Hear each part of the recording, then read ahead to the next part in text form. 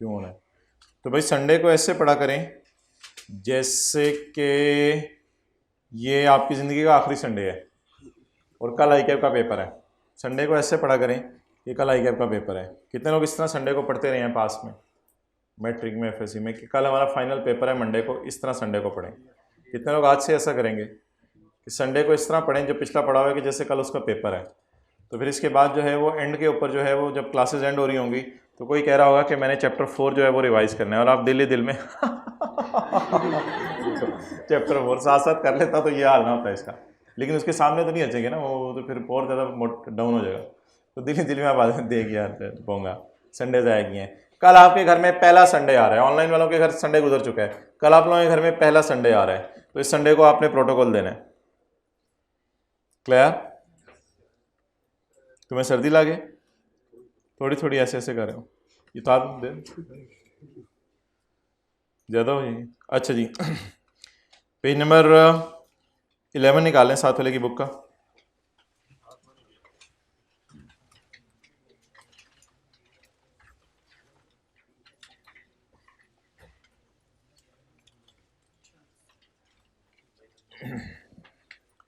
कल हमने जाते हुए खर्चों को अपोर्शन किया था। तेरे बड़े दांत निकल रहे हैं। कल हमने जाते हुए खर्चों को क्या किया था? अपोर्शन किया था। और सैलरी के बारे में हमें वाज़े तौर पे पता था कि ये पाकिस्तान की दुकान की सैलरी है तो ये यहीं से माइनस कर दी थी, और ये वाली सैलरी भी ख़ास तौर पे पता चला था पाकिस्तान की दुकान की यहीं से माइनस कर दी थी। और it is not clearly allocable, it is not clearly allocable, इसलिए हमने इसको डिवाइड किया था सारी सेल से, मल्टीप्लाई किया था हमारी सेल से। तो इस 5000 का 1500 यहाँ डाल दिया था और इस 5000 का 3500 यहाँ डाल दिया था। तो जो चीज़ क्लियरली एलोकेबल ना हो उसे सेल की बेस पे पोर्शन करके हमने रेलेवेंट जगहों पे डाल दिया था। ओके, अब ऐसा कब कब करना पड़ सकता है? ऐसा कब कब करना पड़ सकता है?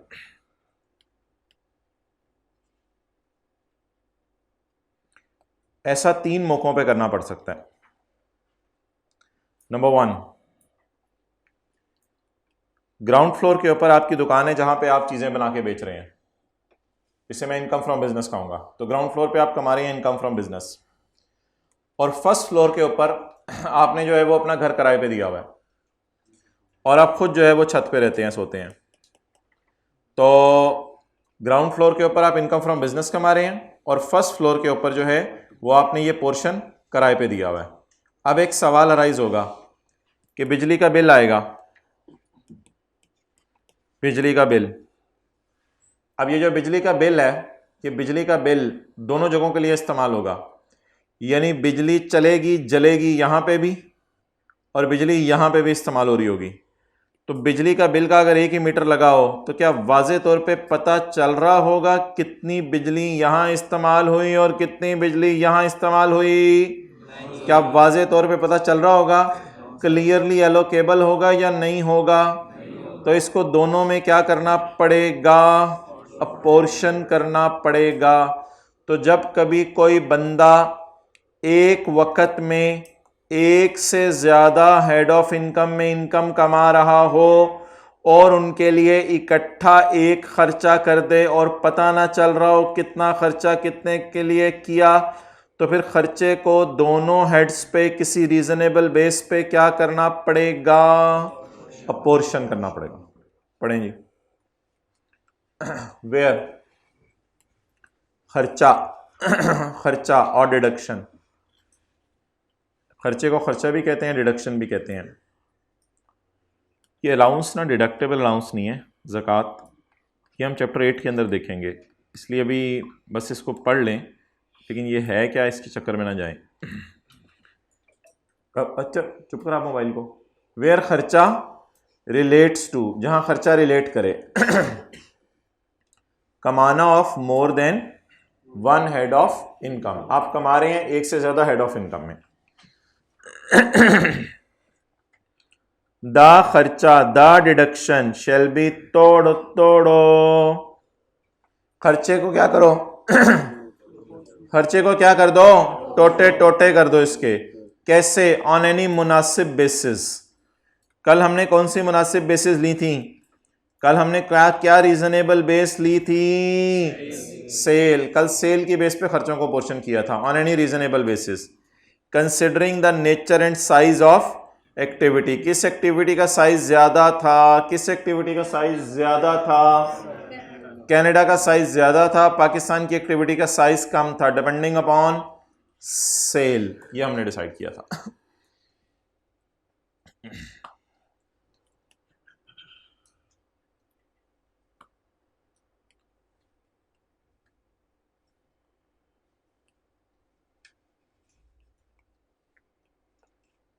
जी पढ़ें, ये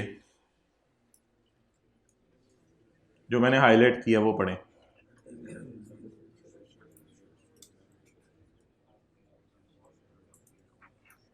वेयर खर्चा रिलेट्स टू कमाना of more than one head of income, the खर्चा शेल बी अपोर्शन। तो उस खर्चे को क्या कर दें?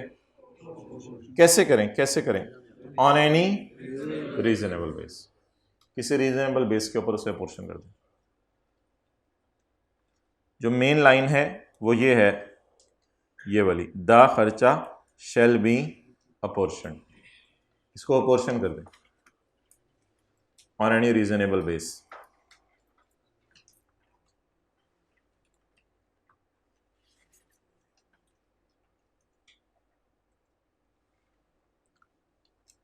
ओके, ये भी बनाने का टाइम दे दूंगा आपको।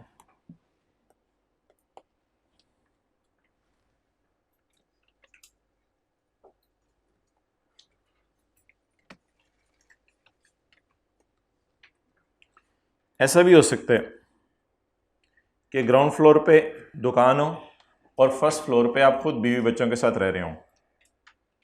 तो ऐसी सूरत के अंदर बिजली का बिल आएगा, ऐसी सूरत में बिजली का बिल आएगा। अब ये जो बिजली का बिल आएगा, मैं अब इस डायग्राम की बात कर रहा हूँ। ये जो बिजली का बिल आएगा, मिसाल के तौर पे आपकी दुकान की सेल है, इनकम फ्रॉम बिजनेस, दुकान की सेल है आपकी 100 रुपया, और इन दोनों का बिजली का बिल आया 7 रुपये।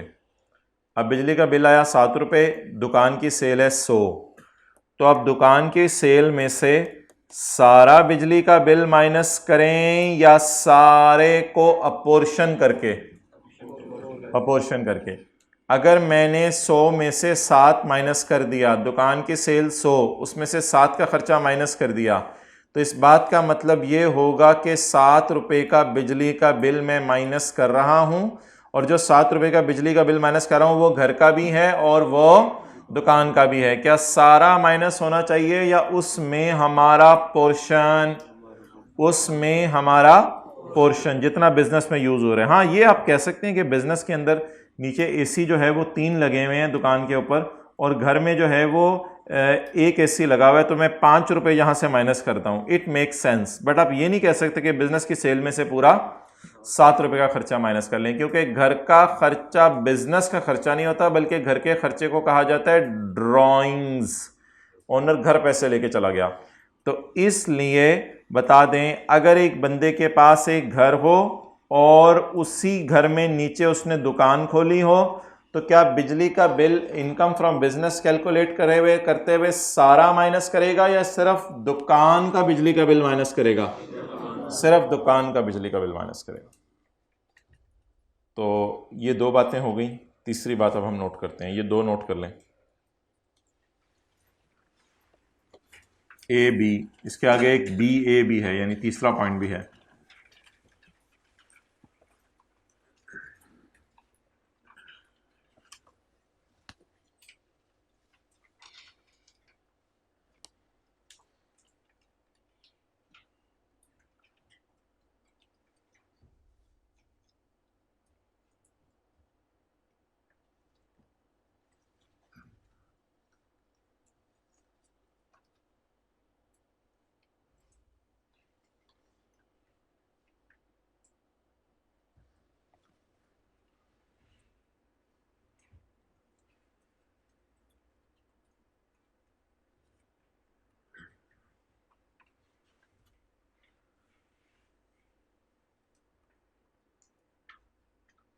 ओके,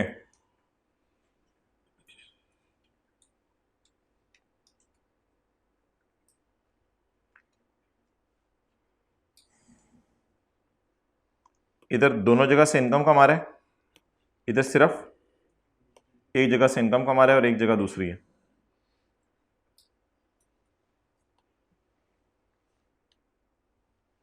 वेयर खर्चा रिलेट्स टू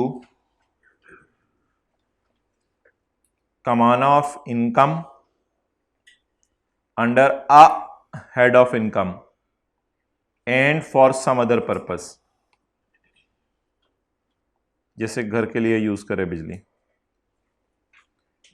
वेयर खर्चा रिलेट्स टू कमाना of income under a head of income, किसी एक हेड ऑफ इनकम में इनकम भी कमा रहे हैं और साथ ही साथ किसी और मकसद के लिए भी बिजली इस्तेमाल करें, जैसे घर में बिजली इस्तेमाल कर रहे हैं, तो क्या करें? बात तो वही है, द खर्चा, खर्चे को क्या करें? द खर्चा शैल बी अपोर्शन, खर्चे को क्या कर दें? अपोर्शन कर दें। किस बेस के ऊपर? On any reasonable base. Chargeable का मतलब क्या है? टैक्सेबल, यानी चार्जेबल, टैक्सेबल। तो जहां आप इनकम कमा रहे हैं वो टैक्सेबल है किसी हेड ऑफ इनकम में, और किसी और मकसद के लिए भी बिजली इस्तेमाल कर रहे हैं, तो फिर बिजली के बिल को आप क्या कर दें? अपोर्शन कर दें। तो कल हमने पढ़ा था अपोर्शनमेंट करनी कैसे है, कल हमने पढ़ा था अपोर्शनमेंट करनी कैसे है। आज हम पढ़े हैं अपोर्शनमेंट कब कब करने की जरूरत पड़ सकती है।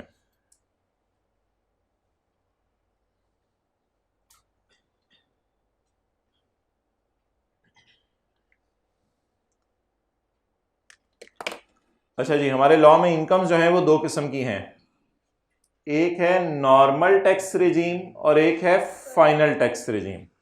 नॉर्मल टैक्स रिजीम, रिजीम से मुराद दुनिया या एक पूरा एरिया, नॉर्मल तरीके से टैक्स निकलता है और एक फाइनल तरीके से टैक्स निकलता है।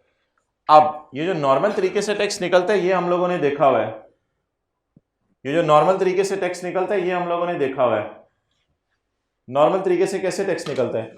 नॉर्मल तरीके से टैक्स निकलता है, आप सैलरी पकड़ते हैं, बिजनेस पकड़ते हैं, कैपिटल गेन पकड़ते हैं और अदर सोर्स पकड़ते हैं, और नॉर्मल तरीके से टैक्स कैलकुलेट कर लेते हैं। ये है नॉर्मल तरीके से टैक्स कैलकुलेट करना।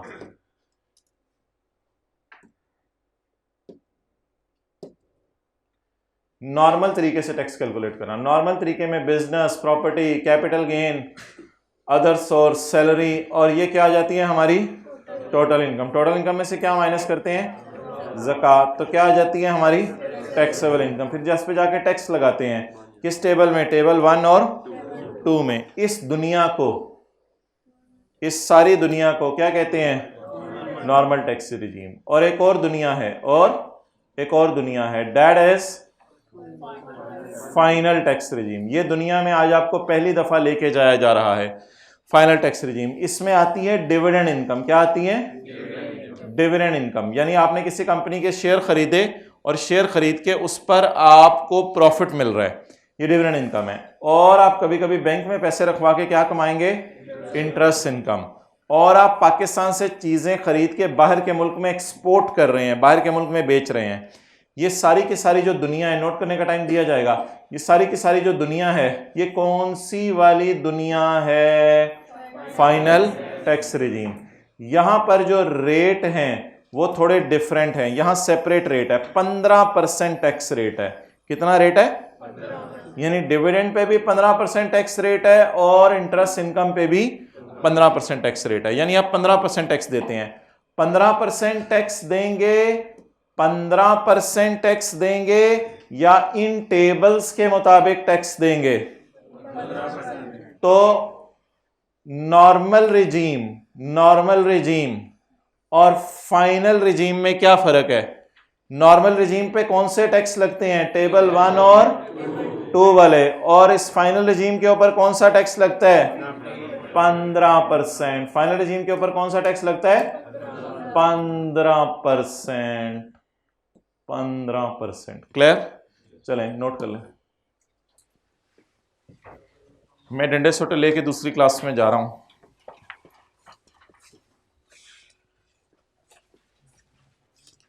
तो देख नहीं रहा होता क्लास में, तो आप सॉरी।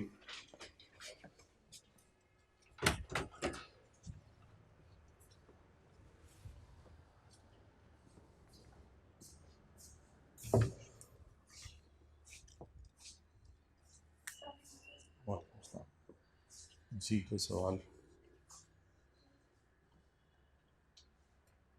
सर एक सवाल था,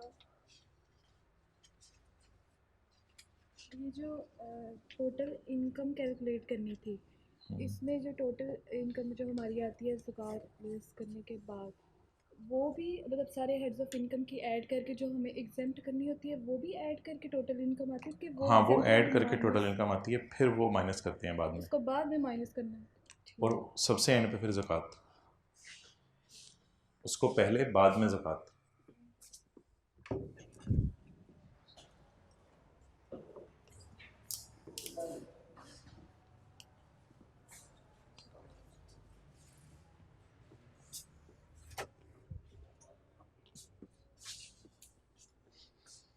अस्सलाम वालेकुम।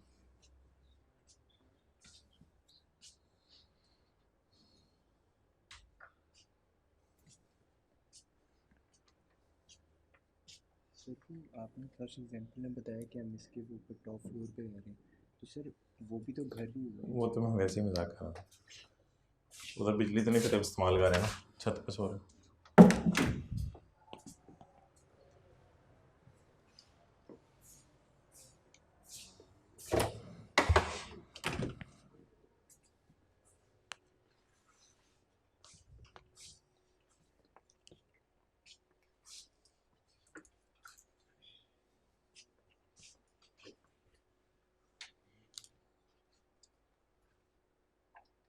खैरियत से, जल्दी करो।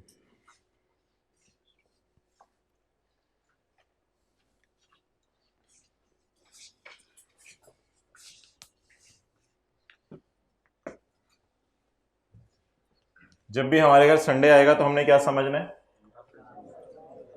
कल आई कैप का पेपर है और जितना पढ़ा हुआ है वो सारा का सारा उसमें आना है। पूरे 6 महीने संडे को कोई प्लान ना बना लीजिएगा, दोस्तों के साथ, रिश्तेदारों के साथ, घर वालों के साथ, खुदा के लिए। अभी तो मैं पढ़ रहा हूँ आजकल संडे को ये कर लेते हैं, इसका मतलब है आप अपने फ्यूचर से खेल रहे हैं। तो खुदा के लिए बहुत इम्पॉर्टेंट नुस्खा है कि संडे को आपने कोई प्लान नहीं बनाना अप टिल सितंबर। जी बोले? जिन्होंने घर जाना होता है वो क्या कहते हैं? जिन्होंने घर तो ऐसे ऐसे लोग मुझे मिले हैं, जो एक बच्चा मिला कहते 4 साल बाद घर जा रहा हूँ, मिला कहता है 5 साल बाद घर जा रहा हूँ। तो 6 महीने क्या, 6 महीने में क्या हो, कुछ भी नहीं होता, 6 महीने बाद घर चले जाएगा। कुर्बानियाँ करनी पड़ती हैं, घर वालों ने हमें कुर्बानी के लिए तैयार किया तो फिर कुर्बानी करें। Okay next.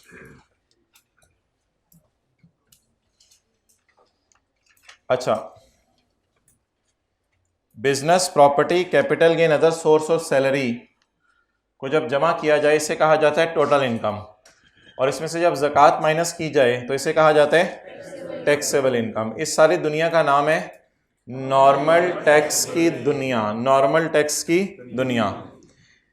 अच्छा, इसमें से ज़कात माइनस करके टैक्सेबल इनकम निकलती है, और टैक्सेबल इनकम पे जो रेट लगता है वो लगता है टेबल 1 और, लेकिन एक डिफरेंट दुनिया भी है जो हमने न्यूमेरिकल्स में देखनी है। उसमें है डिविडेंड इनकम, और उसमें है इंटरेस्ट इनकम, और उसमें एक्सपोर्ट सेल है, इसके सेपरेट रेट हैं। अब आपके जहन के अंदर एक सवाल आ सकता है कि डिविडेंड इनकम और कैपिटल गेन इनकम में क्या फ़र्क है। कैपिटल गेन इनकम मैंने आपको बताया था शेयर्स खरीद के बेचना है, कैपिटल गेन इनकम शेयर खरीद के बेचना है, लेकिन डिविडेंड इनकम शेयर खरीद के बेचना नहीं होती। जिससे आपको पता है कि भाईजान ये जो है वो हैन है, और जो है ये उसके अंडे हैं। अब ये जो अंडे हैं ये आपको हैन देती रहेगी जब तक आपके पास रहेगी। अंडे इज लाइक डिविडेंड इनकम, अंडे इज लाइक होते नहीं डिविडेंड इनकम, अंडे इज लाइक डिविडेंड इनकम। लेकिन अगर आप हैन कोई बेच दें तो it is like capital gain income. तो कंपनी के शेयर्स अगर बेच दें तो आने वाले दिनों में हम पढ़ेंगे it is called as income from capital gain. Shares बेचना कौन सी इनकम है? इनकम फ्रॉम, और शेयर्स को अपने पास रख के हर साल प्रॉफिट लेना, अंडे लेना, it is called as dividend income. और लकीली और अनलकीली हमारी किताब के अंदर 2-3 सफ़े छोड़ के एंड के ऊपर एक डायग्राम भी बनी हुई है शेयर्स। अगर आप शेयर्स को बेच दें, यानी मुर्गी से जान ही छुड़ा लें, तो ये कौन सी आपकी इनकम है? Income from capital gain. और अगर आप शेयर्स को होल्ड करें और उससे क्या कमाएं? Dividend income. तो ये आपकी कौन सी इनकम है? फाइनल टैक्स रिजीम की इनकम। तो ये आपकी फाइनल टैक्स रिजीम की इनकम है। फाइनल टैक्स, तो समझ रहे हैं मैं प्रकार घुमा रहा हूं। तो ये आपकी कौन सी इनकम है? बोले फाइनल टैक्स रिजीम की इनकम।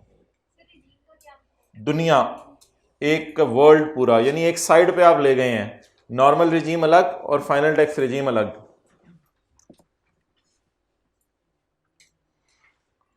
ओके, अब अगर एक बंदा एक वक्त में, बंदा है क्या है, एक बंदा एक वक्त में 2 काम कर रहा है। पहला काम एक्सपोर्ट सेल कर रहा है। फर्स्ट फ्लोर के ऊपर सामान रखा हुआ है और इधर ऊपर से त्यारा आता है, जेट त्यारा, और यहां से लेके जर्मनी चला जाता है सामान। तो फर्स्ट फ्लोर पे एक्सपोर्ट सेल कर रहे हैं और ग्राउंड फ्लोर के ऊपर इसने घर किराए पे चढ़ाया हुआ है। घर किराए पे चढ़ाना, इधर आओ, लेट आने पर इधर आओ, इधर आओ, जल्दी आओ, जल्दी आओ, जल्दी आओ, वक्त बहुत कम है, वक्त बहुत कम है, वक्त बहुत कम है, वक्त बहुत कम है। उल्टा हाथ, उल्टा उल्टी साइड से, आंखें बंद करो जब मैं लगे। चले जाएं। क्या वजह बनी? जाते जाते बताओ ना, तो टाइम लग जाएगा। क्या? क्यों? तो आपने आ जाना था सुबह सुबह। चलो ठीक है, जाके खड़े रहो उधर।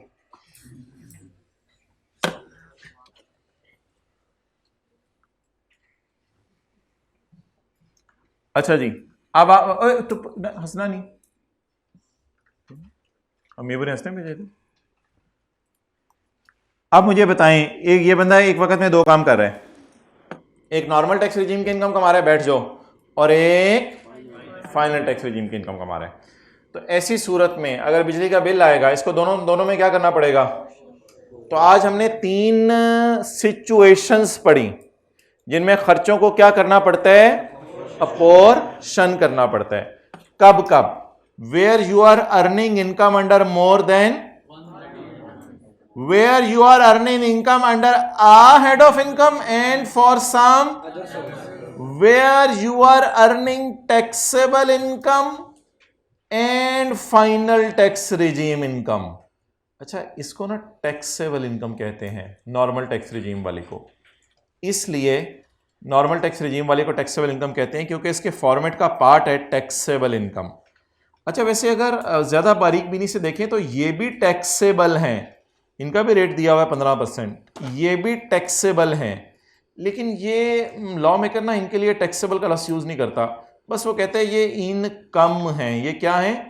इनकम है। इनकम्स तो ये सारी हैं, इनकम्स तो ये सारी हैं वैसे, तो ये इनकम्स हैं। उन इनकम्स में से इन इनकम्स के लिए उसने कौन सा लफ्ज़ यूज़ किया हुआ है? Taxable income. क्लियर?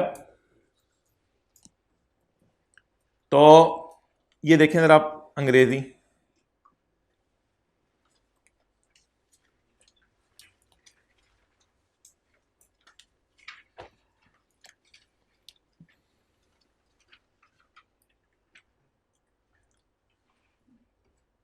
अच्छा अगली क्लास में ना आपसे चैप्टर 4 सुना जाएगा और फिर जिसने ना सुनाया ना लाइव कॉल की जाएगी उसके घर, अब्बू से बात कराएंगे, अम्मी से, जिस मर्जी से कर लें, किसी से नहीं, याद करके आएंगे। ओह तुम तीर आजमाओ हम जिगर आजमाएं। अच्छा जी, बोले बोले आगे, वेयर खर्चा रिलेट्स टू कमाना ऑफ इनकम। चलें, ये मेरा ना आपसे वादा हो गया कि एक बंदे के घर कॉल जरूर करूंगा, ये वादा हो गया मेरा आपसे। डन। एक को तो कल ना जरा रगड़ा लगे, ठीक है। Where expenditure relates to, where expenditure relates to, देख मैंने तो सीए कर लिया, मजा ही मजा। वेयर एक्सपेंडिचर रिलेट टू कमाना ऑफ इनकम कंप्राइजिंग ऑफ, ये जो टैक्सेबल इनकम्स है ना, ये लफ्ज यूज होता है सैलरी के लिए, बिजनेस के लिए, कैपिटल गेन के लिए, प्रॉपर्टी के लिए, फोन करेंगे, अदर सोर्स के लिए, ये टैक्सेबल इनकम्स के लिए ये लफ्ज यूज होता है। और फाइनल टैक्स रिजीम की incomes, dividend income, interest income, export cell वैसे हमारे सिलेबस में नहीं है, इसकी मिसाल मैंने वैसे ही दे दी है बस, एक्सपोर्ट सेल।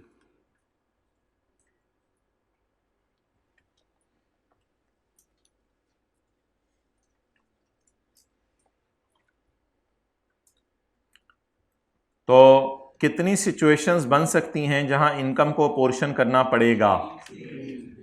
3 सिचुएशंस बन सकती हैं।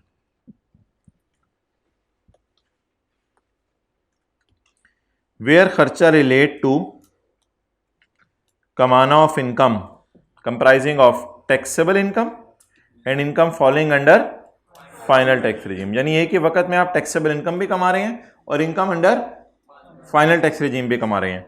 तो ऐसी सूरत के अंदर आप खर्चों को क्या करेंगे? द खर्चा shall be on any reasonable basis, तो खर्चे को आप रीजनेबल बेस पे क्या कर देंगे? प्रोपोर्शन कर देंगे। अब इन तीनों पॉइंट्स को एक दफा पढ़ लें।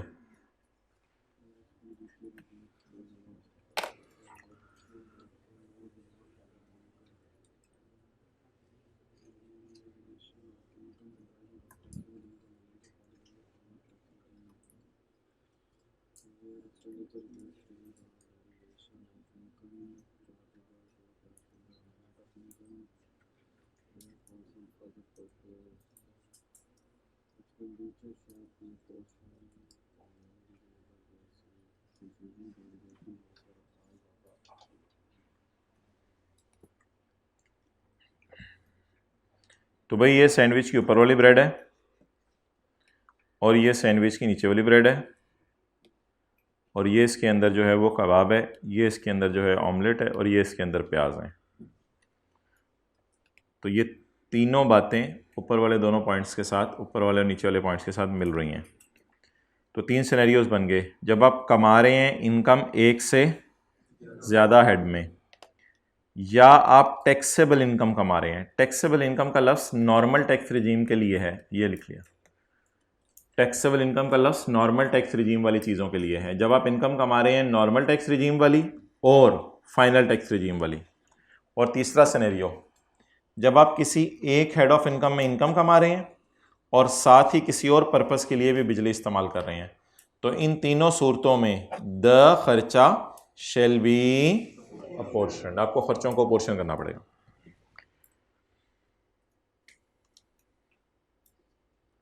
अगले पेज पे आए, apportionment of expenditure.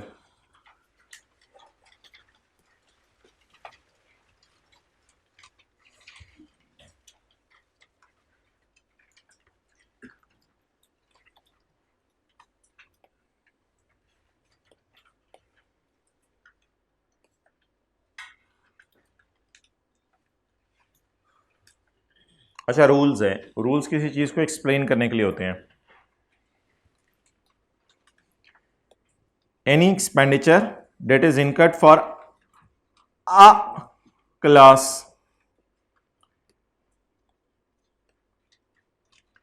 any expenditure that is incurred for a class of income shall be allocated to that class.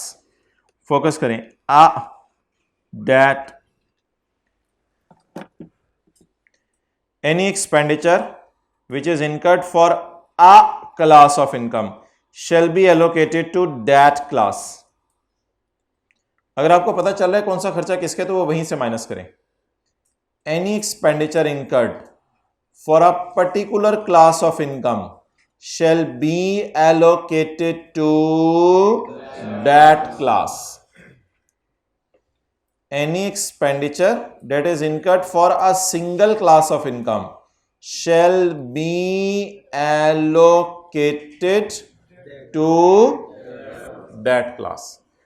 जो खर्चा जिस हेड का है वो खर्चा उसी हेड में से माइनस करेंगे. तो ये बात हो रही है स्पेसिफिक खर्चों की, कॉमन की नहीं, स्पेसिफिक खर्चे. जैसे पिछले सफ़े के ऊपर सैलरीज हैं.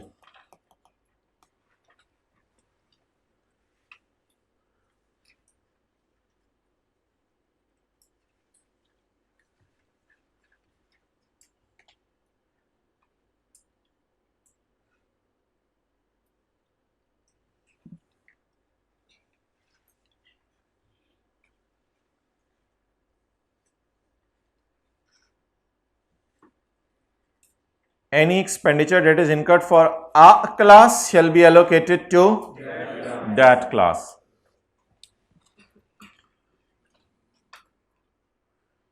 अच्छा, कर उसमें कुछ ऐसा लेंगे कि 2 बंदे उस क्लास में खड़े कर देंगे, 2 बंदे उस क्लास में खड़े कर देंगे, मैं इधर खड़ा हो जाऊंगा, ये भाई भी मेरे साथ हो जाएंगे, तो किताबें आपकी बंद करवा दी जाएंगी, रजिस्टर आपके खुलवा दिए जाएंगे, आपको लिखने को कुछ कहा जाएगा, और जिसने फिर सही लिखा नहीं होगा तो वहाँ से फ़ोन कॉलें शुरू हो जाएंगी. ठीक है, ये मेरा सबसे वादा रहा. इंशाल्लाह याद कराना है आपने मुझे. एक कॉल ज़रूर होगी कल, एक कॉल ज़रूर होगी. पता चले पूरी क्लास ही ना आई हो. भाई तो कह रहे हैं मैं तो याद करके आऊँगा. क्या चीज़? हाँ, जिसका ज़्यादा गलत होगा उसको कॉल होगी. मेंटली प्रिपेयर करके आना घर वालों को. ये कॉलेज वाले आज शायद मेरे से आउट ऑफ सिलेबस चीज़ें सुने, ये घर वालों को ज़रा मेंटली प्रिपेयर करके आइएगा. पॉइंट 3,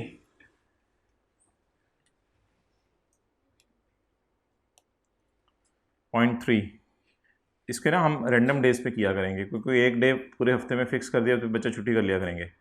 रैंडम डेज पे किया करेंगे इसको. Point 3, any common expenditure, any common expenditure. आप खुश हो रहे हैं ना अंदर ही अंदर से? देखो मेरा फ्यूचर सिक्योर हो रहा है. खुश हो रहे हैं ना अंदर से? ये जज्बा चाहिए. एनी कौन सा एक्सपेंडिचर? Common expenditure. साथ लेके दिल पे हाथ रखें, धक धक कर रहे हैं या खुश हो रहे हैं? एनी कौन सा एक्सपेंडिचर?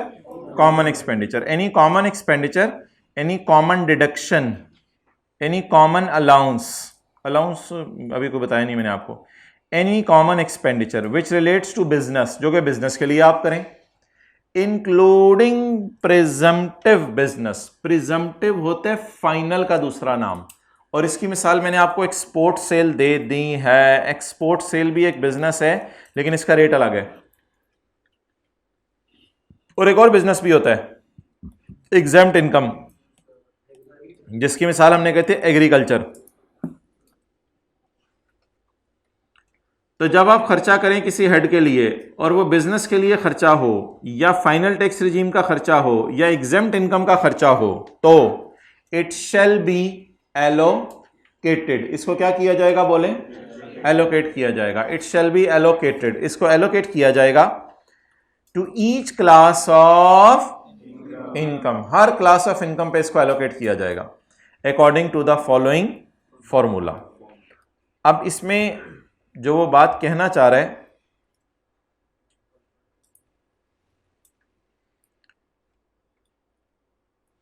क्लास ऑफ इनकम का खर्चा डेट क्लास में से माइनस कर दिया जाएगा, और इधर कहना चाह रहा है any common expenditure shall be allocated to each class. इधर ये बात हाईलाइट कर लें, मेन बात ये है कि any common expenditure shall be allocated to each class.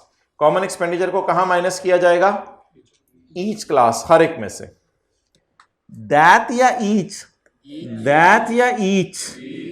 That का मतलब है उसका खर्चा उसमें से माइनस करो, और ईच का मतलब है ये खर्चा सारों में से माइनस करो. एनी कॉमन एक्सपेंडिचर, दोबारा पढ़ें point 3. Any common expenditure, any common deduction, any common allowances which relate to business, including export sale का बिजनेस, इंक्लूडिंग एग्रीकल्चर का बिजनेस, shall be तोते तोते, तोड़ो तोड़ो, to each class of income according to the following फॉर्मूलाई formula, ला लाई ला लाई, ला ला लाई नहीं, लाई होते हैं एक से ज्यादा। Following formula. कल किसको तोड़ा था? 5000 को। Common expenditure shall be allocated to each class का मतलब क्या है? Common expenditure shall be allocated to each class. Common expenditure को हर क्लास पे तोड़ दिया था हमने। 5000 डिवाइडेड बाय सारी सेल मल्टीप्लाइड बाय हमारी सेल। ग्रॉस रिसीट होता है सेल, ग्रॉस रिसीट होता है sale, sale for all class of income, और ऊपर लिखा हुआ है sale for a class of income. तो हमने लिखा था हमारी डिवाइडेड बाय सारी, तो अंग्रेजी में बना a overall, a overall. आ को ऑल से डिवाइड कर दें।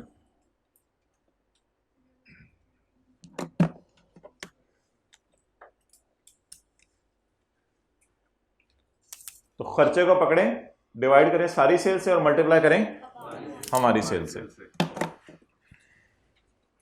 हमने कहा भाई ये ग्रॉस रिसीट किस बला का नाम है रे? ये दो लफ्ज तूने यूज किए हैं, एक लफ्ज तूने यूज किया है ग्रॉस रिसीट, ये हमें तू बता दे क्या है रे। फिर दूसरा लफ्ज तूने यूज किया कॉमन एक्सपेंडिचर, ये हमें बता दे क्या। ना हमें कॉमन एक्सपेंडिचर का पता है, ना हमें ग्रॉस रिसीट का पता है। Gross receipts are the receipts without deduction of expenditures, यानी सेल्स। ग्रॉस रिसीट का लफ्ज सेल के लिए यूज होता है। कॉलेज वालों के लिए सेल क्या है? ग्रॉस रिसीट क्या है? जो फीस आपसे आई। दही बेचने वाले दुकान के लिए ग्रॉस रिसीट क्या है? जो दही बेच के पैसे आए। नेट रिसीट और ग्रॉस रिसीट में क्या फ़र्क है? जब आपसे जो फीस आई होगी उसमें से कॉलेज वाले अपने बिजली के बिल और मुलाजमीन की तनख्वाहें माइनस कर देंगे तो ये नेट रिसीट हो जाएगी, और अगर उसमें से अभी तक ये माइनस नहीं किए होंगे तो ये ग्रॉस रिसीट हो जाएगी। दुकानदार को बोतलें बिस्किट बेच के जो पैसे दराज में आए वो ग्रॉस रिसीट है, लेकिन इसमें से जब खर्चे माइनस कर देगा तो that will be net receipt. लेकिन फॉर्मूले में कल हमने कौन सी रिसीट ली थी? ग्रॉस रिसीट ली थी या नेट रिसीट ली थी? ग्रॉस रिसीट ली थी, सेल की फिगर ली थी। सेल ऐसी सेल होती है जिसमें से अभी तक खर्चे माइनस, तो gross receipt is a receipt without deduction of expenses. Common खर्चे, कॉमन खर्चे, कॉमन डिडक्शन, कॉमन अलाउंसेस, ये क्या होते हैं? मीन्स अ खर्चा that is not clearly allocable to any particular class. Common खर्चे क्या होते हैं? Not clearly allocable. कौन सी केबल? एलोकेबल, आलू केबल नहीं। तो common expenditure is an expenditure that is not clearly allocable to a particular class. अब क्लियरली एलोकेबल नहीं था तो हमने फिर थोड़ा बहुत तो एलोकेट कर ही दिया ना। क्लियरली एलोकेबल नहीं था, ये तो क्लियरली एलोकेबल है। 10,000, 7,000 तो क्लियरली एलोकेबल है। मसला किसका है? 5,000 का। जो नॉट क्लियरली एलोकेबल हो उसको क्या कहते हैं? Common expenditure.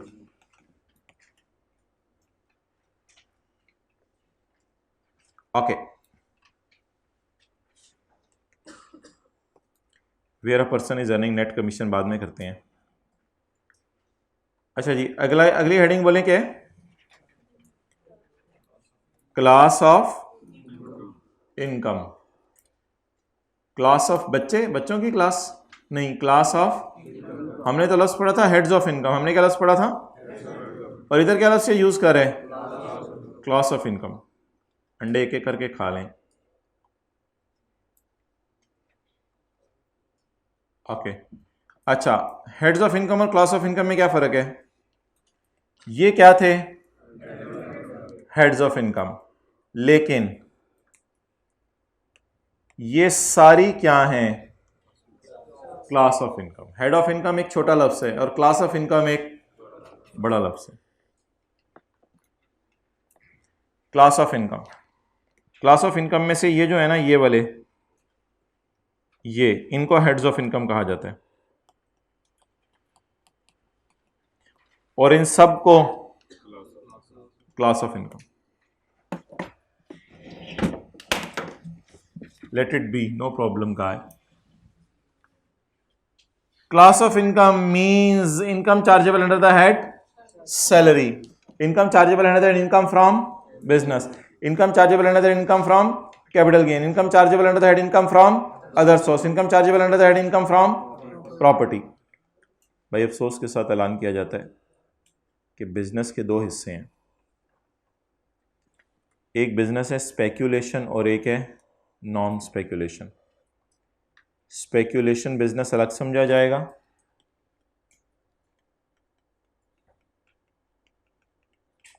और नॉन स्पेक्यूलेशन बिजनेस अलग समझा जाएगा। अब सवाल यह है कि कौन सा बिजनेस स्पेक्यूलेशन होता है, कौन सा बिजनेस नॉन स्पेक्यूलेशन होता है।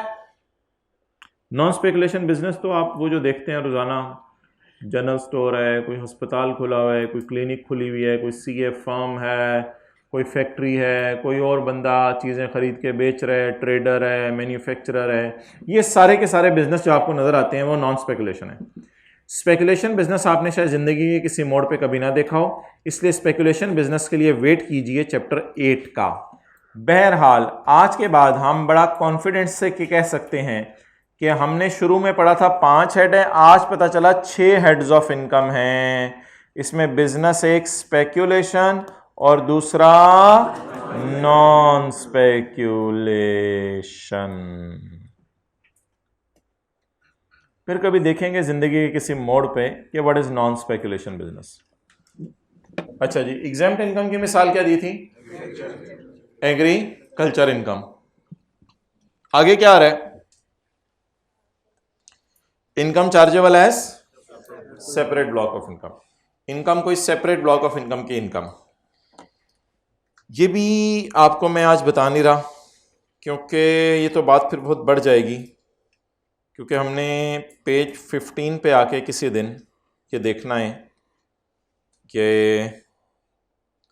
नॉर्मल रिजीम की इनकम्स हैं, ये फाइनल रिजीम की इनकम्स डिविडेंड और इंटरेस्ट इनकम है, और एक सेपरेट ब्लॉक भी कोई बला है, इसके भी कोई अलग रेट है। तो ये फिर कभी देखेंगे ज़िंदगी के किसी मोड़ पर खड़े होकर। हो सकता है बरकत मार्केट में मेरी मुलाकात हो आपसे, तो वहीं देख लेंगे इसको। फिर इनकम्स चार्जेबल एज आप कौन सी बोले? Separate block of income. और आखिरी income, income following under final tax regime, जैसे कि डिविडेंड इनकम, एक्सपोर्ट सेल या interest income. While allocating the खर्चे, क्या तकसीम करते हुए? खर्चे। वाइल एलोकेटिंग द खर्चे, खर्चे तकसीम करते हुए। कहां खर्चे तकसीम किए हैं? वाइल एलोकेटिंग द खर्चे किए थे एलोकेट, वाइल एलोकेटिंग द खर्चे। जिस वक्त तुम क्या एलोकेट कर रहे हो? खर्चे।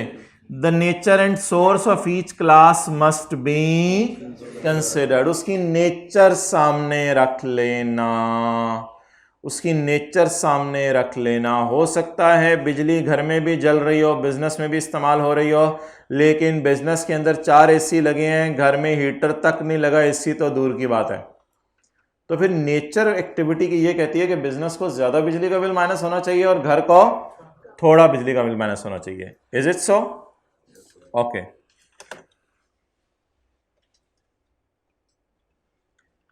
तो वाइल एलोकेटिंग द खर्चे, खर्चे एलोकेट करते हुए किस चीज का ध्यान रखना है? Nature and source of each class. यही बात यहां भी लिखी हुई थी। Apportioned on any reasonable basis considering the nature and size. उधर सोर्स लिखा हुआ है, इधर साइज लिखा हुआ है बस।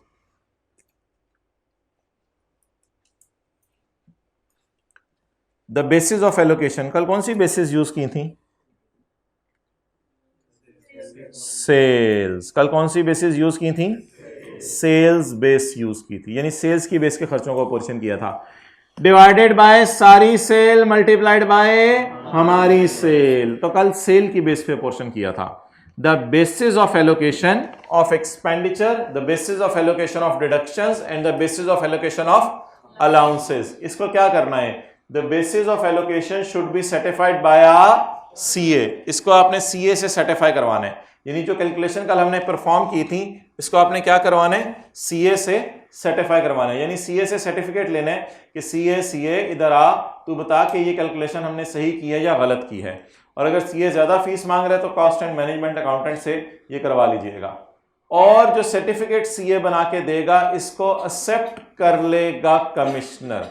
कमिश्नर सीए के सर्टिफिकेट को एक्सेप्ट कर लेगा, हाँ ठीक है, किसी मुअज़्ज़ज़ बंदे ने आपकी कैलकुलेशन चेक की है, अच्छी बात है। लेकिन एक सूरत में नहीं एक्सेप्ट किया जाएगा, when there is a significant variation. जब कौन सी हो? Significant variation. जब अच्छी खासी वेरिएशन हो उस वक्त इस कैलकुलेशन को एक्सेप्ट नहीं किया जाएगा। सिग्निफिकेंट वेरिएशन फ्रॉम एलोकेशन, जो आपने एलोकेशन की है वो कुछ और है और जवाब वेरिएशन में आ रहा है। 10% plus minus beyond the limits, यानी 10% की लिमिट अगर क्रॉस कर गई वो, तो ऐसी सूरत के अंदर ये एक्सेप्टेबल नहीं है। मिसाल के तौर पे हम कहते हैं जी कि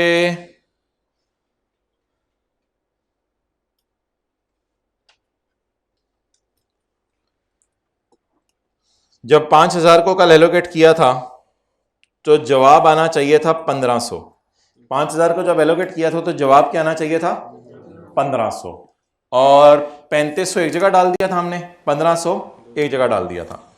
अब सवाल यह है कि जवाब आना चाहिए 1500 और ये करेक्ट आंसर है, लेकिन आपने जो कैलकुलेट किया है वो किया 1400। अब कमिश्नर उंगली नहीं उठा सकता, क्योंकि ये जो आपने गलती की है ये गलती नहीं, ये गलता नहीं है, ये गलती है, छोटी मोटी सी गलती है। क्यों? इसलिए कि 1500 का 10% आता है 150, तो 150 तक की गलती एक्सेप्टेबल है और आपने 100 रुपए की गलती की है। तो इसलिए अगर आपने 1500 की बजाय 1400 लिख के चले गए तो एफबीआर वाले कोई आपको खास पनिश नहीं करेंगे, ये गलती एक्सेप्टेबल है। लेकिन अगर आपने 1200 की कैलकुलेशन कर दी तो 1500 का 10% 150। अब 1500 और 1200 में 150 का डिफरेंस नहीं है बल्कि उल्टा 300 का डिफरेंस है। तो ये अच्छा खासा डिफरेंस है या बहुत थोड़ा? तो अब ऐसी सूरत में ये सर्टिफिकेट चार्टर्ड अकाउंटेंट का एक्सेप्टेबल नहीं है, क्योंकि 1500 की बजाय उसने 1200 कैलकुलेट करके दिया, इसका मतलब है उसको कैलकुलेशन नहीं आती। अच्छा जी, अब बताएं 1500 और 1700 में कितना डिफरेंस है? 200 का। तो ये गलती एक्सेप्टेबल है, not acceptable, unacceptable.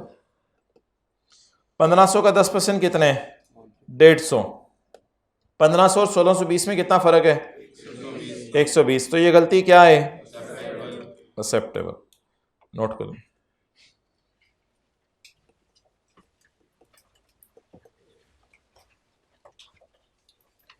Correct figure क्या है? करेक्ट 1500।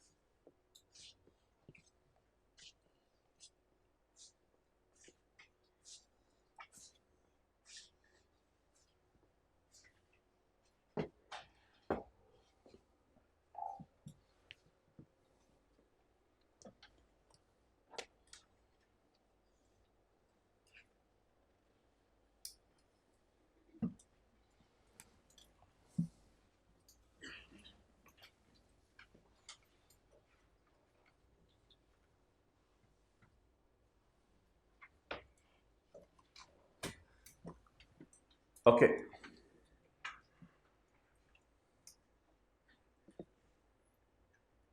10% बियॉन्ड क्रॉस कर जाए प्लस साइड पे तो भी गलत है, और 10% माइनस क्रॉस कर जाए नीचे वाली साइड पे तो भी गलत है। हाँ, 10% के अंदर अंदर अगर गलती हो जाए तो वो गलती माफेबल है, माफ़ की जा सकती है।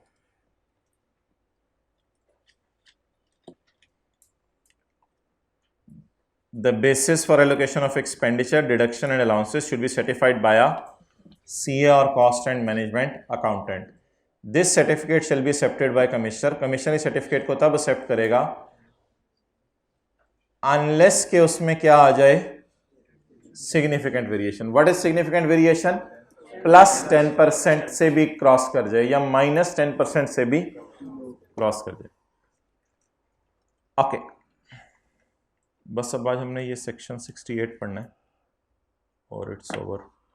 अच्छा, ये लाइन पढ़ लें, where a person is earning a net commission.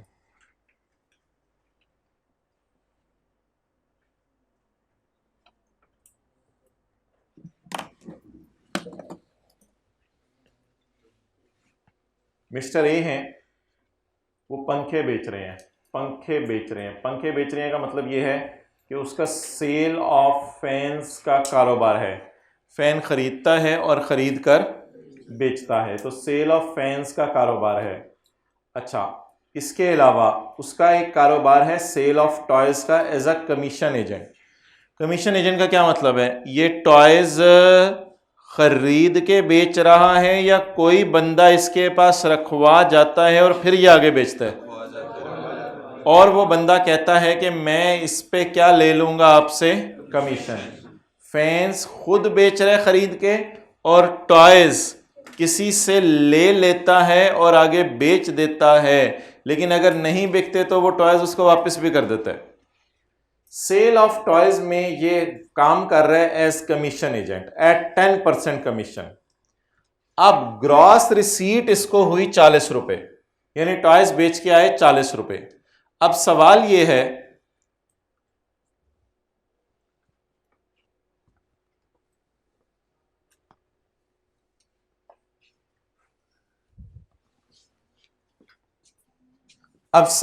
है, कि ये जो इसको 40 रुपए आए, क्या ये 40 इसके हैं सारे या इसका 10% होगा सिर्फ?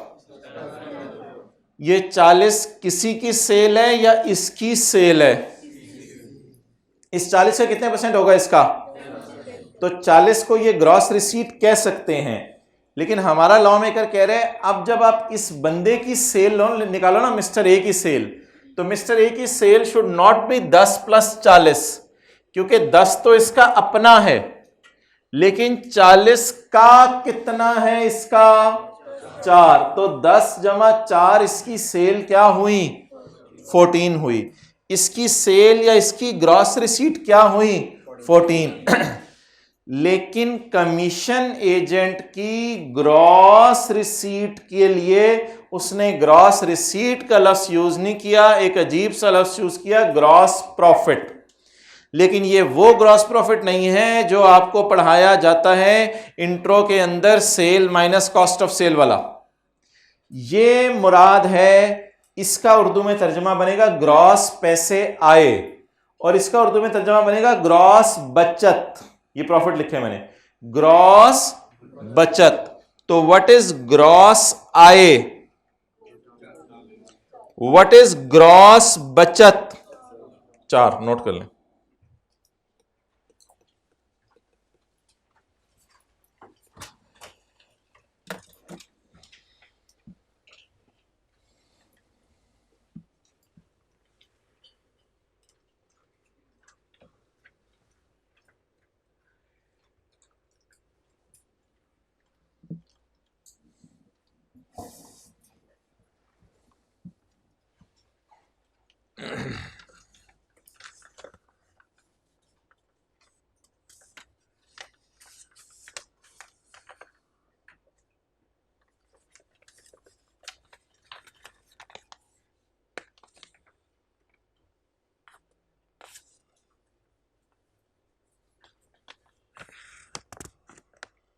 भूले से किसने पानी पी लिया 2 दिन में?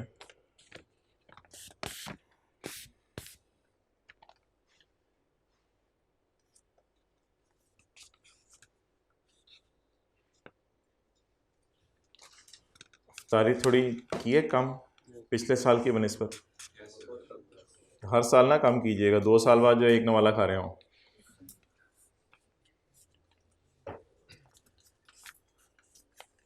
अपने फ्यूचर को सामने रख के इफ्तारी थोड़ी सी हाथ रोक देते हैं अपना फौरन।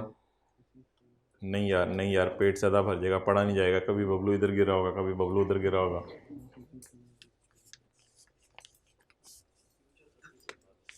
फ्यूचर, फ्यूचर का किसे पता है, लूट मचा के खाओ। चलो ठीक है तुम। अच्छा,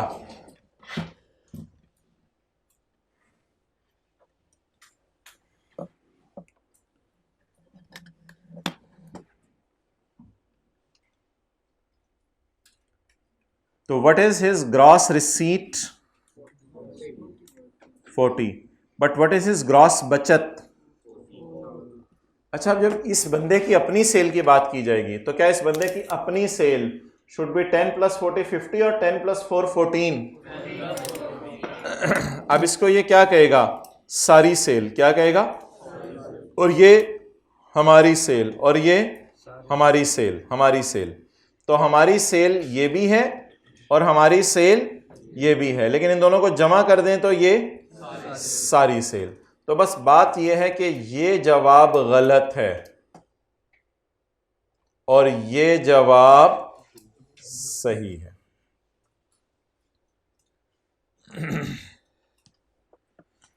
अच्छा, इंग्लिश का फिक्रा ना थोड़ा सा जरा डाइजेस्ट करना है आप लोगों ने।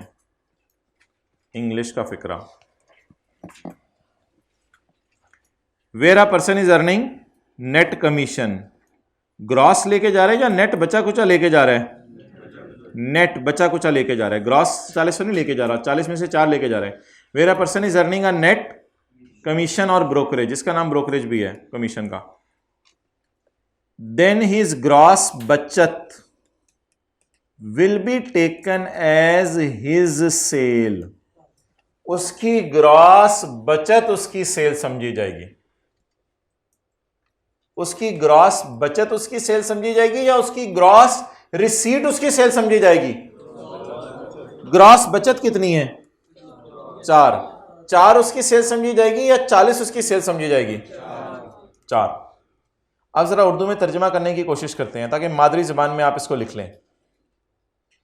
अगर एक कमीशन एजेंट है तो उसकी बचत उसकी सेल समझी जाएगी।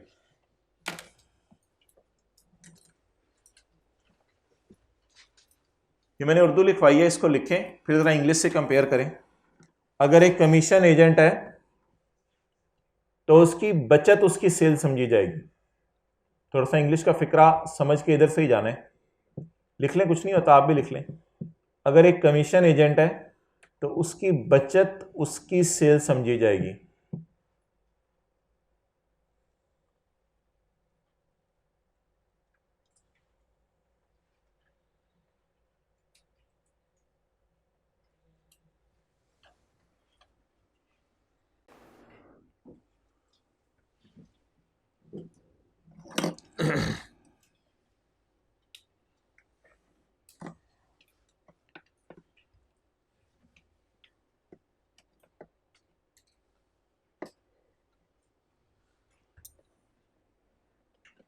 अब इस उर्दू को जरा इंग्लिश से कंपेयर करें।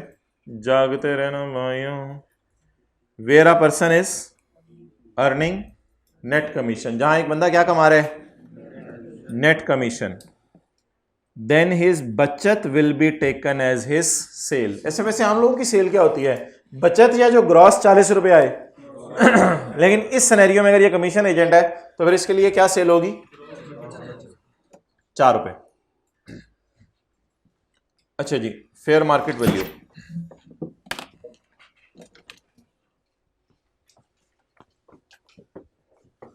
क्या किसी एसेट की फेयर मार्केट वैल्यू होती है? एसेट की। क्या किसी प्रॉपर्टी की फेयर मार्केट वैल्यू होती है? यस। क्या सर्विसेज की फेयर वैल्यू होती है?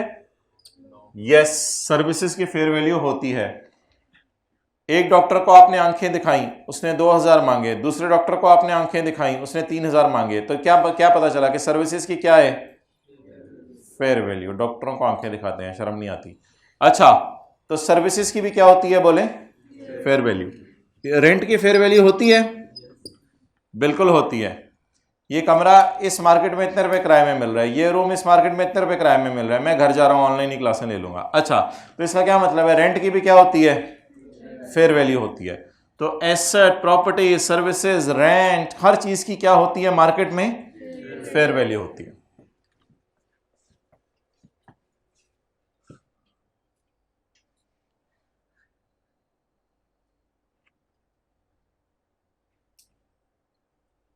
द फेयर मार्केट वैल्यू, बोलो बोलो बोलो, of any property, of any rent, of any service, साथ साथ catch catch Khelo, of any property, आपने तो नहीं मुझे कराना था, of any property, of any, मेरा मतलब ये था कि कैच कैच खेलो, ये वाला कैच कैच नहीं। The fair market value of any property और rent, asset, service, benefit. Benefit की भी फेयर वैल्यू होती है। कोई बंदा किसी को कोई बेनिफिट दे दे कि यार मैं आपका ये काम कर देता हूं, इतने पैसे दे दो मुझे। बहरहाल बेनिफिट परक्विजिट एक ही चीज होते हैं, इनकी तफसील हम चैप्टर 7 में पढ़ेंगे। The fair market value of any property, rent, asset, service at a particular time shall be the price which will आम तौर पे बी रिसीव्ड, जो आमतौर पे प्राइस रिसीव की जाए, ऑन सेल और supply in the open market. Sale शायद प्रॉपर्टी के लिए लफ्ज यूज कर रहा हो और सप्लाई शायद सर्विसेज के लिए लफ्ज यूज कर रहा हो। तो सेल और supply in the open market. Open market कौन सी होती है? जिसमें बायर्स और सेलर्स विलिंग हो, यानी हर कोई खुशी से चीजें खरीद रहा हो, बेच रहा हो एट दैट टाइम, जिस वक्त भी वो वैल्यू निकल रही हो। आमिर नहीं होता था, पता मेरे को, मुझे नहीं पता। Aamir purchase the computer for rupees 70,000। Aamir ने कंप्यूटर कितने का खरीदा? 70,000 का, and sold it to mister Anjum where the WDV in the Aamir's books was 40। तो डेप्रिशिएट होते होते होते कितने का रह गया हुआ था? 40 का। It's fair value in the open market the time of sale was 42। So what is the fair market value? 42। 42 is the fair market value. फारक से सवाल था। अच्छा, अगला पॉइंट, इट मे हैपन कि दो प्लॉट्स हैं, plot number 3 and plot number 4।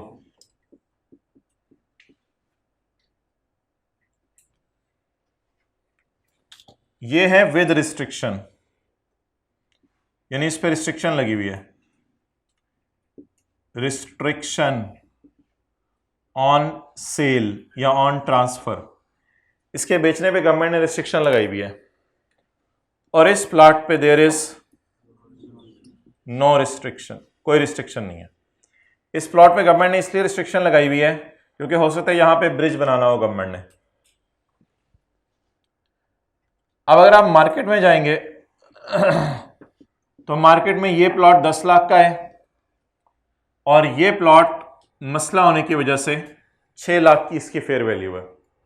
इसकी प्राइस कोई ज्यादा नहीं है क्योंकि लोगों को डाउट है, लेकिन हमारा इनकम टैक्स का ऑर्डिनेंस कहता है नहीं मोहतरम, आप इस बात को इग्नोर कर दो कि इसके ऊपर कोई रिस्ट्रिक्शन है, और इग्नोर करते हुए आप इसकी फेयर वैल्यू भी 10 लाख ही लो और इसकी फेयर वैल्यू भी 10 लाख ही लो। तो हमारे लॉ की नजर में रिस्ट्रिक्शन को कंसिडर किया जाएगा या रिस्ट्रिक्शन को इग्नोर किया जाएगा? चलिए नोट कर लें।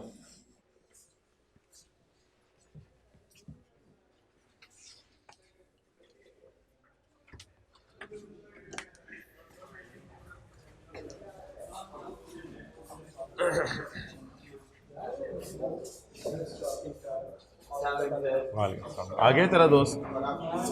आज भी नहीं आया? नहीं सर, वो नहीं आया।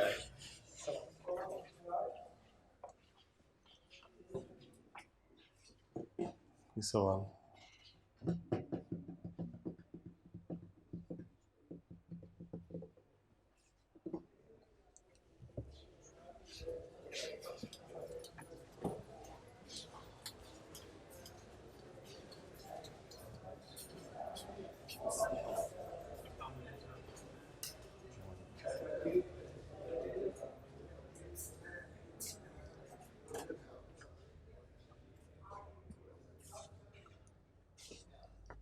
गर्मी हुई है, थोड़ा सा जरा कर दो इसको। 24 पे। वो भाई हाफ स्लीव्स पहन के आए हैं, बहुत गर्मी है।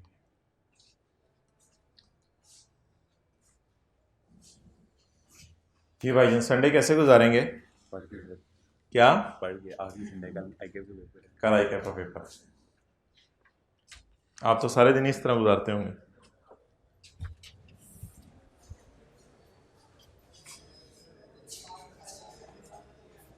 कोई नहीं आया आज भी वो?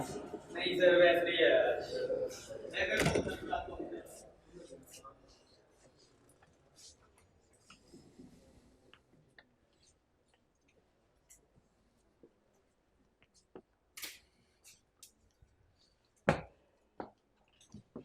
The fair market value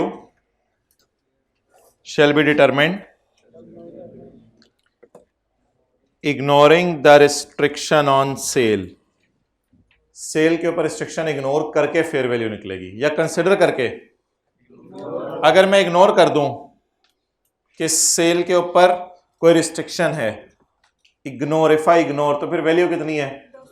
और अगर मैं कंसिडर करूं,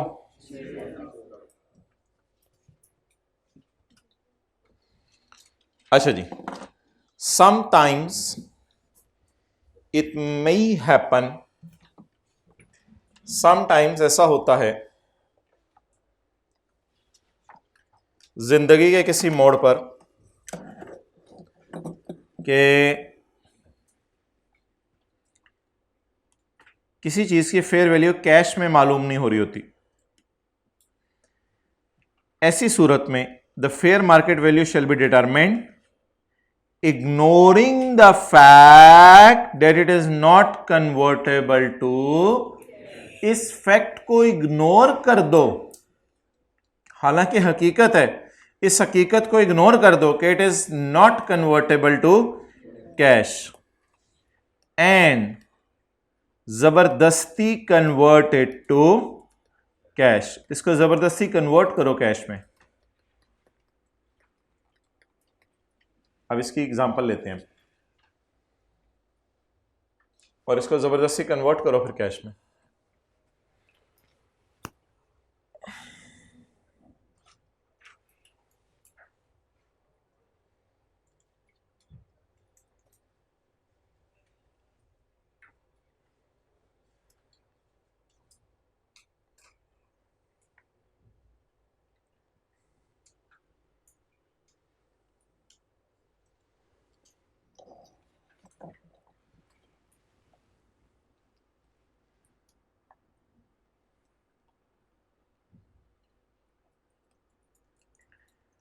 होंडा एटलस स्टार के पास एक मशीन है जिससे वो गाड़ी बनाते हैं। अब वो मशीन जो है वो मार्केट के अंदर बिक नहीं सकती क्योंकि हमारे पास गाड़ी बनाने का नॉलेज नहीं है। लेकिन टोयोटा के पास लेके गए, उन्होंने भी इनकार कर दिया। उन्होंने कहा जी हमारे तो मशीन बनाने का अपना तरीका है। तो इस तरह मुख्तलिफ लोगों से कीमत लगवाई लेकिन कैश प्राइस लग नहीं रही। लेकिन अगर हम अपना मोबाइल बाज़ार में लेके चले जाएं उसकी तो कैश प्राइस आसानी से लग जाएगी। तो जो कोई चीज़ रेयर होती है ना किसी के पास, उसकी फिर कैश प्राइस लगना मुश्किल होता है। तो ऐसी सूरत में आप इस फैक्ट को इग्नोर कर दें। लॉ मेकर कहते हैं इस बंदे की बातों में ना आओ कि इसकी कैश प्राइस लग नहीं रही, किसी ना किसी तरह ज़बरदस्ती निकाल लो कैश प्राइस। अब उसके क्या तरीके हैं, ऑब्वियसली वो हमारे सिलेबस में नहीं है। उसके कई तरीके होते हैं, फ्यूचर में जो इससे फ़ायदा आना है उसकी प्रेजेंट वैल्यू निकाल लो, और कई तरीके होते हैं जिससे उस चीज़ की प्राइस निकल आती है। ओके, अगली चीज़ तो आसान सी है। ये प्रॉपर्टी जो है, प्रॉपर्टी जैसे प्लॉट है, घर है, इसकी एक होती है ओपन मार्केट प्राइस। अगर मिल जाए तो बहुत अच्छा, अगर ना मिले, if not, open market price पता ही नहीं चल रही, तो फिर ऐसी सूरत के अंदर ना ओपन मार्केट प्राइस, अगर आपकी प्रॉपर्टी लाहौर में है, मियाँ वाली में है, गुजरात में है, गुजरावाला में है, तो हो सकता है ओपन मार्केट प्राइस जल्दी से पता चल जाए चीज़ की। लेकिन अगर आपकी प्रॉपर्टी थोड़ी शहर से दूर हट के है, गांव में है, तो फिर ऐसी सूरत में हो सकता है बोर्ड उसकी प्राइस बता दे। फेडरल बोर्ड ऑफ रेवेन्यू एक लिस्ट बनाएगा जिसमें कहेगा फलां फलां इलाके के अंदर प्रॉपर्टीज़ हैं, मेरी नज़र में इनकी वैल्यू ये है। लेकिन अगर आप बहुत ही ज़्यादा रिमोट इलाके में चले जाएं और कहीं रेगिस्तान में चले जाएं या किसी पहाड़ी इलाके के अंदर चले जाएं और वहां बोर्ड ने भी प्रॉपर्टी की प्राइस ना बताई हो, इफ़ नॉट, तो फिर क्या करें? फिर उस इलाके के अंदर एक डिस्ट्रिक्ट ऑफिसर बैठा होगा या कोई प्रोविंशियल अथॉरिटी होगी, सूबे की अथॉरिटी, जिनका काम होगा प्रॉपर्टीज लोगों के नाम करना। जाहिर बात है जितने भी रिमोट इलाके में चले जाएं या प्रॉपर्टी खरीदेंगे, आपके नाम लगवाने के लिए किसी दफ्तर में तो जाना ही पड़ेगा। तो जिस दफ्तर में आप जाते हैं फिर उस दफ्तर में जाके उनसे फेयर वैल्यू पूछ लें, भाईजान आप बता दें इस इलाके में प्रॉपर्टीज की क्या कीमत है। तो आइडियल सिनेरियो ये है, हम मार्केट से पता कर लें अपनी प्रॉपर्टी की वैल्यू। अगर मार्केट में नहीं पता चल रही आपकी प्रॉपर्टी की वैल्यू तो फेडरल बोर्ड ऑफ रेवेन्यू के पास चले जाएं, वो लिस्ट बना के दे देगा एक। अगर फेडरल बोर्ड ऑफ रेवेन्यू की बनी हुई लिस्ट में भी आपकी प्रॉपर्टी की वैल्यू पता नहीं चल रही तो ऐसी सूरत के अंदर आप उस सूबे में चले जाएं जहां पे वो डिस्ट्रिक्ट ऑफिसर बैठा होता है, उस जिले का कोई ऑफिसर बैठा होता है, उसके पास चले जाएं, या सूबे में कोई भी अथॉरिटी है जो प्रॉपर्टीज आपके नाम करती है उनके पास चले जाएं। They will tell you the fair market value. Note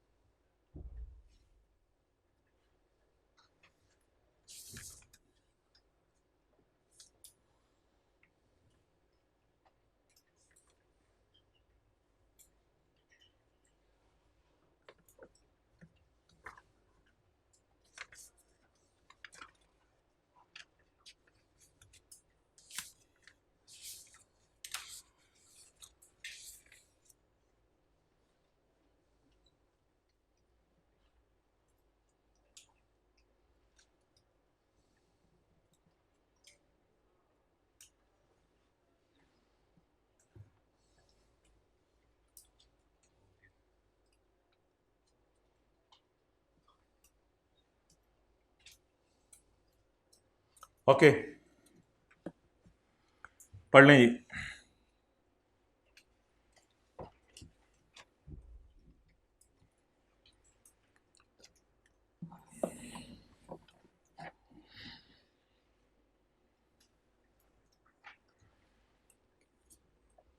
where the price is not ordinarily ascertainable, जहां किसी चीज की प्राइस आमतौर पे पता ना चल रही हो। Where the price is not ordinarily ascertainable, आमतौर पे प्राइस उसकी पता ना चल रही हो। तो बोर्ड अगर चाहे तो ऑफिशियल गजट में नोटिफाई कर दें, determine the fair value of the immovable property. तो बोर्ड ऑफिशियल गजट होता है, साल में एक दफा अखबार के अंदर जो है वो लिस्ट आ जाती है कि फला फला इलाके के अंदर प्रॉपर्टीज हैं, उनकी ये वैल्यू है। Where the price is not ordinarily ascertainable, जहां प्राइस आमतौर से पता ना चल रही हो, बोर्ड में by notification in official gazette, board official gazette में नोटिफिकेशन देके determine the fair value of immovable property, तो बोर्ड उसकी फेयर वैल्यू बता देगा।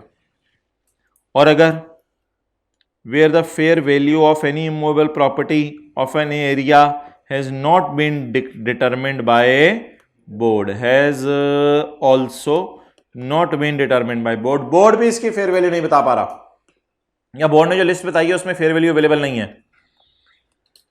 तो the fair value of such immovable property shall be assumed, deemed होते assumed, shall be assumed to be the value fixed by district officer। Revenue इसलिए लिखा है कि ये गवर्नमेंट का रेवेन्यू इकट्ठा करता है लोगों से। डिस्ट्रिक्ट ऑफिसर और प्रोविंशियल अथॉरिटी, सूबे की कोई authority, or any other authority. Provincial authority or any other authority. Authorized, बस ये काट दें. In this behalf, authorized for the purpose of stamp duty. ये क्या मतलब है? Authority is authorized for the purpose of stamp duty. Stamp duty क्या होती है? Tax paid on time of transfer of property, on time of buying property. ये income tax नहीं होते, ये कोई और टैक्सेस होते हैं. तो फिर आप ऐसा दफ्तर ढूंढ लें अपने इलाके में जिसका नाम होगा डिस्ट्रिक्ट ऑफिसर, रेवेन्यू का दफ्तर या प्रोविंशियल अथॉरिटी, और उस दफ्तर में चले जाएं और वहां पर जाकर प्रॉपर्टी अपने नाम लगवा लें और प्रॉपर्टी की फेयर वैल्यू भी वहां से पता चल जाती है.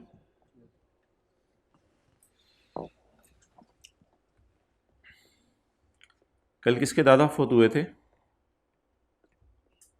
आबिद के? आबिद के हुए थे ना? नाम आबिद के हुए थे यार, तो याद तो रखा करो यार, ये तो कल ही की बात है, कल की बात भूल गई है. आबिद के दादा कल फोत हुए थे, याद है? अच्छा, आज आगे आ जाएं. आज एक और जरा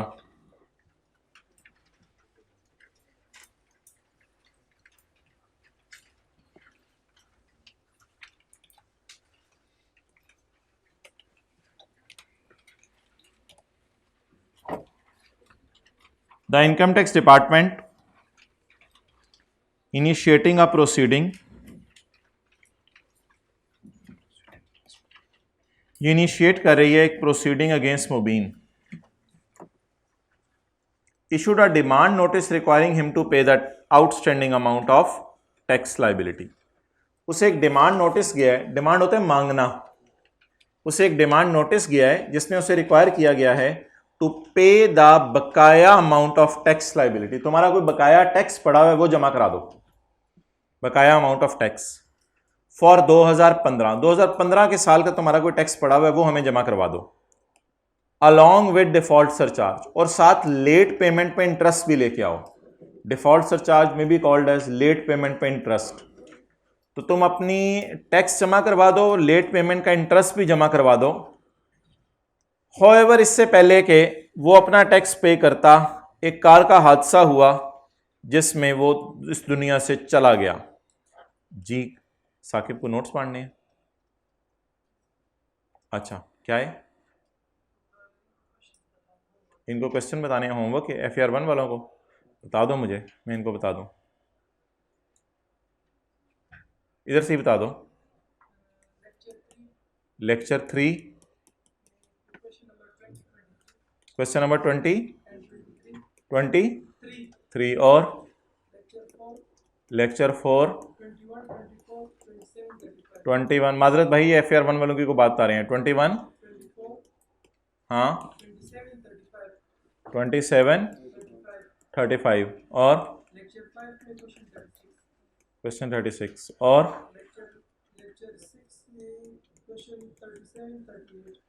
क्वेश्चन 37 38. इसी लेक्चर में कल टैक्स भी पढ़ना है इन्होंने.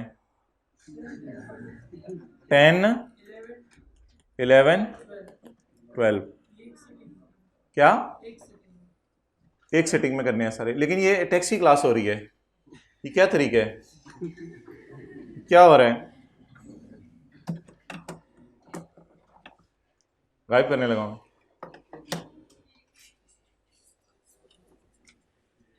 नोट्स भी बांटने हैं, ठीक है. ओके, मुझे पता है आपको किसने भेजा है, आई नो.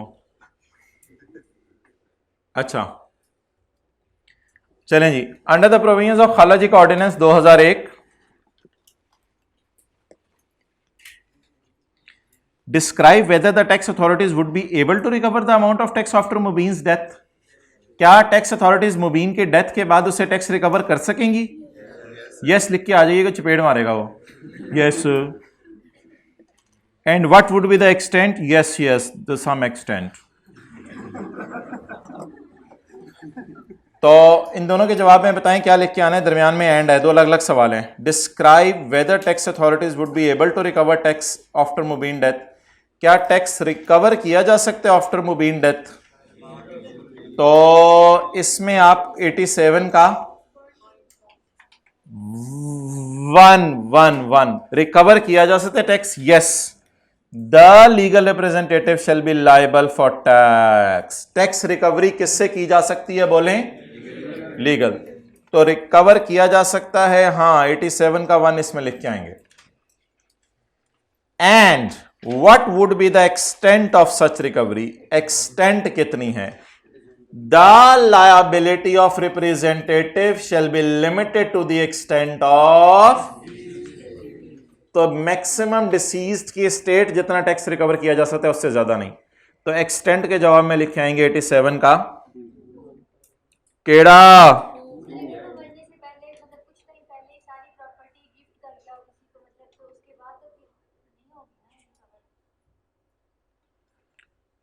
मरने से पहले सारी प्रॉपर्टी किसी को गिफ्ट कर गया तो उसके बाद रिकवर नहीं होगी? बिल्कुल रिकवर होगी। हमने कहा था टैक्स लायबिलिटी का पहला हक है, तो आप गिफ्ट ही नहीं दे सकते थे। ओके, तो बस ठीक है, नहीं दे ही नहीं सकते थे ना, वो बाय डिफॉल्ट ही गलत उसने डिसीजन लिया, उसको पकड़ लिया जाएगा। टैक्स लायबिलिटी का तो पहला हक था, तो पहला हक उतार के अगला हक उतारना है ना। Okay, point 2, comment on the status of. Status उसने क्या लगाया मरने से पहले? आई एम अबाउट टू, या फिर गाड़ी पे तस्वीरें खींच के लगा रहा था कि मैं बैठा हूं, बाद में पता नहीं। Comment on the status, status पे कमेंट करें। लो जी, कर लो गल। कौन से स्टेटस पे कमेंट करना है? Of proceedings of case initiated against Mubeen. जो केस किसके खिलाफ शुरू हो गया?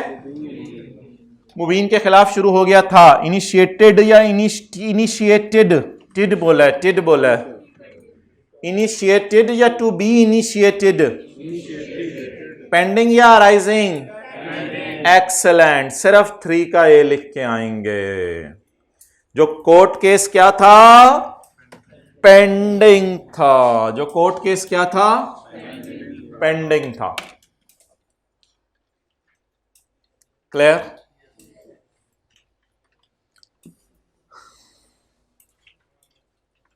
सही, एक तो चीज़ें मैंने आपके लिए ढूंढी हैं। असल में आप लोग जो है ना वो वक्त को कीमती नहीं बना रहे। तो ये आप अगर लोगों के वाक़यात सुने तो आप हैरान हो जाएं कि लोग अपने वक्त को कितना कीमती बनाते थे। ये किताब है, इसमें लिखा हुआ है, एक साहब कहते हैं कि इमाम अबू हनीफ़ा और इमाम मालिक को मैंने देखा कि मस्जिद नबवी में इशा के बाद से एक मसले में बहस शुरू करते, और वो भी इस तरह के ना कोई तानो तशनी होती और ना किसी को बुरा कहा जाता, और इसी हालत में सुबह हो जाती। इब्ने फ़ुरात बगदादी एक मुहद्दिस हैं, जब इंतकाल हुआ तो 18 संदूक किताबों के छोड़े। कितनी किताबें लिखी होंगी और कैसे संदूक होंगे वो, जिनमें से अक्सर ख़ुद अपने कलम से लिखी। और कमाल यह है कि मुहद्दिसीन के नज़दीक सेहत नकल और उम्दगी ज़ब्त के एतबार से उनका लिखा हुआ हुज्जत भी है। इब्ने जोज़ी मशहूर मुहद्दिस हैं। 3 साल की उम्र में बाप से जुदाई इख्तियार की, यतीमी की हालत में ज़िंदगी गुजारी, लेकिन मेहनत का ये हाल था कि जुमे की नमाज के अलावा घर से दूर नहीं जाते थे। तो ये तो पता नहीं कितने साल नहीं गए, मैं आपको 6 महीने का कह रहा हूँ। अच्छा, एक मरतबा मिंबर पर कहा कि मैंने अपनी इन उंगलियों से 2000 जिल्दें लिखी हैं, 250 से ज़्यादा ख़ुद इनकी अपनी तसनीफ़ात हैं। कहते हैं कोई वक़्त ज़ाया नहीं जाता था, कोई वक़्त ज़ाया नहीं जाता था। हाथ खड़े करें, कल किस बंदे का वक़्त ज़ाया नहीं गया? सारा यूटिलाइज़ किया इफ़ेक्टिवली। ओके, आगे चलें। दर्स का ये आलम था कि मजलिस में बाज़ मरतबा 1 लाख से ज़्यादा शागिर्दों का अंदाज़ा किया गया। उमरा, वज़रा और सलातीन, बड़े बड़े लोग मजलिस दर्स में हाज़िर होते। इब्ने जोज़ी रहमतुल्लाह अलैह ख़ुद कहते हैं कि 1 लाख आदमी मुझसे बैत हुए और 20,000 मेरे हाथ पर मुसलमान हुए। तो मोहतरम, वक्त को बस आपने कीमती बनाना है। वक्त को अगर आपने कीमती बना लिया तो सारी गेम है। तो इसलिए प्लीज़ प्लान करके चलें और ख़ुदा के लिए इस मोबाइल को छोड़ दें। कोई 1-2 दिन तो ज़रा जमा करा ही दें। मुझे अगली क्लास में आप लोगों से कोई 70-80 मोबाइल चाहिए। 70-80 दे दें यार एक दफ़ा। कितने लोग देंगे? 70-80 मोबाइल टोकन इशू कर देंगे। ये रहे ना, टोकन बना देना और वो रबड़ बैंड ले आना, वो बांध के ना token number 1, token number 2, token number 3, तो वो फिर आप मोबाइल जमा करवा दें। कर लें यार, करें एक दफ़ा, ट्राई करें एक दफ़ा। घर वालों को भी इसके ऊपर लेके आएँ कि मैंने मोबाइल इस्तेमाल नहीं करना। जब तक सीए है ना तब वो छोटा वाला मोबाइल ले लें कोई, ठीक है? कुछ करें, सोचें आप कुछ करेंगे तो मैं करूँगा, वरना मैंने क्या करना है, ठीक है? सोचेंगे। अच्छा चलें ठीक है, ले जाएं आप साथ वाले को। आज कहाँ लेके जाएंगे? चलें ठीक है, अस्सलाम वालेकुम।